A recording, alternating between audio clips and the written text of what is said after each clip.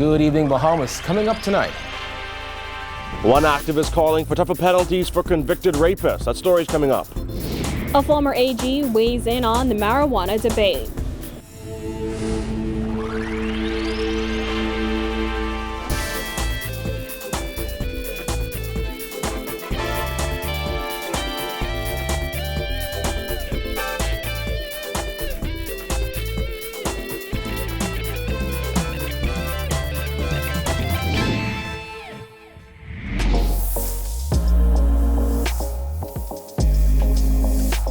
Our news is brought to you by Alive.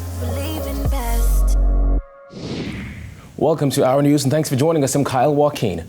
Amid public outrage after the courts cut the sentence of a man who raped a woman as she lay in bed with her children, the Bahamas Crisis Center is advocating for stiffer penalties for convicted rapists. Jared Higgs reports. Patterson says despite a life sentence being an option for a person convicted of rape, she says persons rarely ever serve that much time. Crisis Center Director Dr. Sandra Dean Patterson says victims of sexual assault often don't come forward because rapists rarely face justice for their actions. Number one, the consequences for rapists are limited. You know, the number of perpetrators that go to jail are not very large. You know, and so what we need to do is have a country where you can know that if you rape or if you sexual assault, there's some serious consequences for that. The Nassau Guardian reported today that a man who was sentenced to 25 years in prison for raping a woman while she slept in bed with her children had his sentence reduced to 20 years. It was also reported that the man used a fake gun during the assault and pulled out a screwdriver to try to stab the victim. To the dismay of many on social media, the court said that the 25-year sentence was too severe for a first conviction. A lot of people say we need stricter penalties for rape, but on the books, life is possible. But we very rarely get beyond 7 years or 8 years, you know. So I think we have to get the message out that this behavior is unacceptable. You know, you're an 80-year-old woman sitting at home in your house watching TV, and a man breaks into your house and rapes you. That person needs to go to jail, no question. You know, and so we do need to have penalties that reflect the crime. Back in February, Dean Patterson slammed police rape statistics, saying she didn't believe that they accurately reflected the level of sexual violence in the country. She says there are simply too many factors that contribute to the problem. They often get exposed to or involved with pornography and the deviant sexual thinking that comes with that kind of behavior. And if you want to be serious about preventing the sexual violence that's occurring in our country, half of which a lot of people don't even talk about what they experience. According to police statistics, there were 55 reported incidents of rape in 2018, a 6% increase compared to 2017. During the opening of the legal year, former acting Chief Justice Vera Watkins called for the establishment of a sexual offences court, saying victims of sexual offences often withdraw their complaints after lengthy delays in the court system. Reporting for Our News, I'm Jared Higgs. 100 illegal Haitian migrants were apprehended near Inagua Thursday during a joint operation between the Royal Bahamas Defense Force and Operation Turks and Caicos. The OPAD helicopter spotted the vessel 30 nautical miles northwest of Inagua Thursday afternoon. The vessel, carrying 89 males and 11 females, was then intercepted by the Defense Force. They were transported to Inagua last night and were turned over to immigration officials for processing. Well, former Attorney General Alfred Sayers is siding with the Rastafarian community amid their push for the right to cultivate, possess, and supply marijuana as a sacrament. Jasmine Brown has that. Sayers says as far as he's concerned, members of the Rastafarian community do have a solid argument. I certainly support the Rastafari movement. Last week, it was revealed that the Rastafarian community was considering suing the government. According to a June 3rd letter sent to Attorney General Carl Bethel and Minister of Health Dr. Dwayne Sands from Munro and Associates, attorneys for the Ethiopia Africa Black International Congress, the government has been given 10 working days to respond or legal action would commence.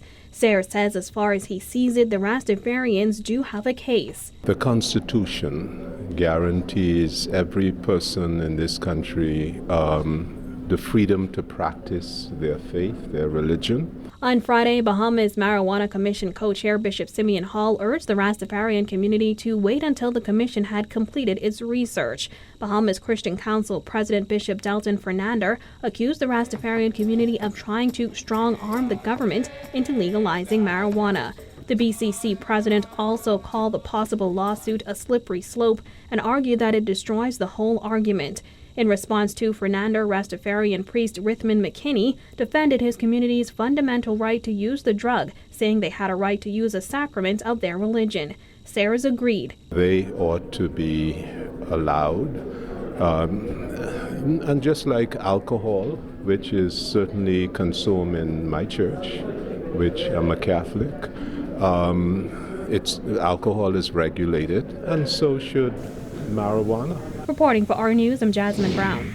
Plans are underway to design and implement an integrated justice information system for case management. Supreme Court Justice Bernard Turner said the roadmap is in keeping with the Citizen Security and Justice Programs plan that centers on strengthening the justice administration system. This program lines up, in my estimation, with very effectively with the public statements of the new Chief Justice, Mr. Brian Murray, would have come in just last week and had indicated publicly already his firm view that an effective information technology platform is an absolutely essential reform for the justice sector in the Bahamas. Turner said their objective is to address the institutional shortcomings of the justice system and manage cases across multiple agencies. The company chosen to carry out the work is Panama-based development Poles, Inc. A company out of Panama, part of the IDB region, was selected, Development Poles. The company is tasked with the responsibility, therefore, of creating a consultation, a review of our as-is processes, and the creation of a roadmap for the successful, as I've indicated, implementation of a case management system. Minister responsible for gaming, Dionisio de Aguilar, revealing plans to table a new gaming tax structure in Parliament in the near future. Jillian Gray reports. After a long, tumultuous negotiation process, the government has reached an agreement with gaming house operators regarding the controversial sliding scale tax. Today, the gaming minister gave an overview of just how much the government anticipates to collect from that industry. The gaming houses generate taxable revenue of approximately 200 million. You multiply that by 11% and you get 22 million. We projected to increase that to 50 million. We have since revised our numbers, and we expect to generate approximately 35 million. But we've introduced an additional tax, which is the tax on winnings. We estimate that we will get 15 million from that to take us back to the 50. Last year, the government proposed a controversial sliding scale tax for gaming houses. De Aguilar revealed that after a heated court battle and months of negotiations, he will table a new tax structure by the end of the month that will take the current 11% tax to 15% for those companies under $24 million and up to 17.5% for those companies above $24 million. All patron winnings greater than $1,000 will also be taxed. De Aguilar said he expects those gaming operators behind on payments to become up to date. A number of the gaming houses withheld payment, but they recognize in order to get their licenses, they will have to pay that money up. So we expect in very short order, and we're negotiating with all of them to pay. But I must say that 3 of the houses out of the 6 are paying, and that represents 76% of the revenue. So there are 7. There's 4 of them that are not paying right now, but we're working that out and expect to. They have actually been putting the money aside to pay us, and once we settle out. If all goes well, the new tax structure will come into effect on July 1st. When asked if the strained relationship between the government and gaming house operators has cooled down, De Aguilar said this. I think it's very calm. We all know where we're going now. It's all settled. You predict a smooth road ahead? Oh, absolutely, yes. Now, De Aguilar said while they are projecting $50 million in revenue from the gaming industry, as this is a new tax structure, they'll simply have to wait and see. Reporting for Our News, I'm Jillian Gray. Former Foreign Affairs Minister Fred Mitchell is demanding that Bahamian officials play a bigger role in the investigations of 2 Bahamian men found dead in a river in Italy earlier this month. Mitchell says information has been released at a snail's pace, and that's not good enough. Giorgio Bain reports. As information surrounding the deaths of Bahamians Al Ray Ramsey and Blair John continue to trickle in, former Foreign Affairs Minister Fred Mitchell said that the Bahamas government must apply pressure on the Italian authorities to get to the bottom of what really happened. The Bahamas government has a responsibility to say to the Italian authorities, because the information which is coming out in the Italian press must obviously come from Italian official sources.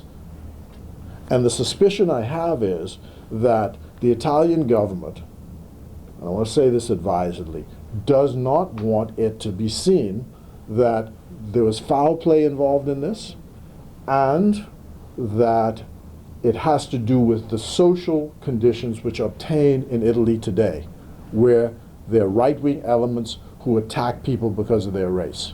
The bodies of 29-year-old Ramsey and 28-year-old John were found in Italy's River Po hours apart earlier this month.